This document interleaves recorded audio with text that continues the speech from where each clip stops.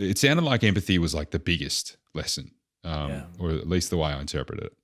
And he said that empathy had basically allowed them to come out with a successful outcome from the Cold War with the Soviets.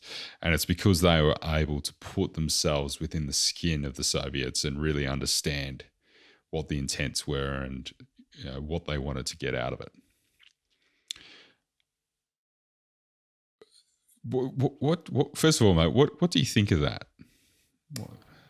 What's your take on it? I think it's a good lesson for life,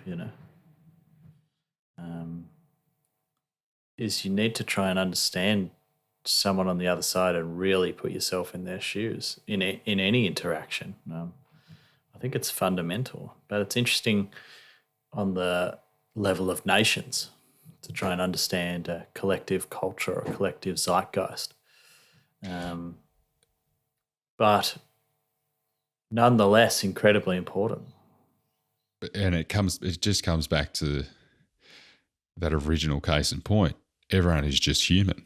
It's still, we're not dealing with an alien on the other side in that other country. They're still human. And so I guess the empathy card works as it does in any interaction with other humans, and which is why that empathy gets spoken about as such an important thing to have. But I think there's like a big difference, mate. Certainly something I probably noticed just for myself, just from personal experience. There's a real difference between being, I guess, having empathy and being properly empathetic. Because I think there's a big distinction between kind of seeing another person's emotions and maybe recognizing what they might be at the time versus actually putting yourself in their perspective to truly understand what those emotions are and truly empathizing with what they are. I'm not talking to the point of being sympathetic because arguably that actually leads to like poorer results or less rational behavior on your own part. It feels like a bit of a journey of understanding to try and be empathetic with someone. I mean, one of his other lessons is be prepared to re-examine your reasoning and never, ever say never or something, So it is a super difficult to understand yourself objectively and then to put yourself in not project your own thoughts onto other people. Which is exactly what they did for Vietnam, is what he goes on to say. And they said that they were never, because he sat down with the basically his counterpart in the North Vietnamese regime, and basically there was a total misinterpretation and misunderstanding of what each party wanted. Yeah. The Americans in power just could not grasp. They thought this was all about ideology and the whole communist versus more capitalist free world type thing. But the Vietnamese did not see it that way at all. They saw it as a civil war raging internally, and about the liberation from China, which had been raging for the past 1,000 years. So for them, it was just recurring history, something that had been going on for so long. Whereas America saw it as the slippery slope to communism. Those kind of wars.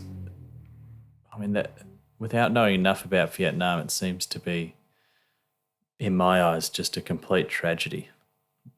There's almost nothing good that came out of that. And one of McNamara's other lessons is, in order to do good, you may have to engage in evil, which goes back to those bombing runs. But there seemed to be, maybe they went in with that kind of idea into Vietnam and it didn't really do much, did it? It's just another train. It's just another runaway train case study, mate. You know, the classic moral dilemma. Do you pull the lever? Do you not pull the lever? Oh, man. Yeah, who knows? He says, the ancient Greek dramatist, oh, God, this is a tough one. No, say it. Ecclesis. I think you dropped an S and threw it. It's missed an L, but that's all right, mate. We'll give you that. The ancient Greek dramatist Ecclesis wrote, "The reward of suffering is experience. Let this be the lasting legacy of Vietnam. The reward of suffering is experience." So he wants us to learn from his mistakes in that conflict. Although, look, I would say, without saying it, he kind of said that he was really, during the Johnson administration, he was really, saying, we got to tell the public what's going on. We got to get out of here. We're not winning, and he ended up basically being fired for having a dissenting view on that. So I think he was trying to fight a little on the inside once he realised it was the wrong place to be, but it doesn't absolve him of getting us into it in the first place.